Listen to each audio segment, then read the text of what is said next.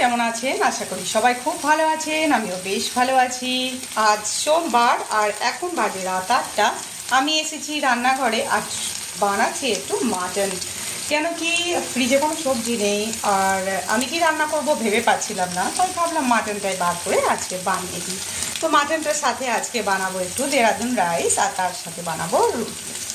রুটি যেহেতু হাজব্যান্ড পছন্দ করেন সেহেতু তার জন্য রুটি বানিয়ে দেবো। আর যেহেতু আমরা একটু ভাত পছন্দ করি তাই আমরা একটু ভাত খাবো। মাটন দিয়ে ভাতটা বেশ জমে যায়, বাঙালির তো এটাই খুবই প্রিয় খাদ্য, মাটন ভাত বলুন। এর সময় কিন্তু কিছু লাগে না। তবে হ্যাঁ, মাটনটা কিন্তু আমি আজকে আলু দেবো না, আলু ছাড়াই কিন্তু মাটনটা আজকে বানাচ্ছি। আর এই যে দেখছেন এখানে গরম জল বসিয়ে দিয়েছি, এখানে জলটা ফুটলে তবেই কিন্তু দেরাদুন রাইসটা দেবো। আপনারা ভালো করেই জানেন যে গরম জলের মধ্যেই কিন্তু দেরাদুন রাইসটা দিতে হয়, বেশ ঝরঝরে হয় ভাতটা। আর এখানে চলছে মাটনটা।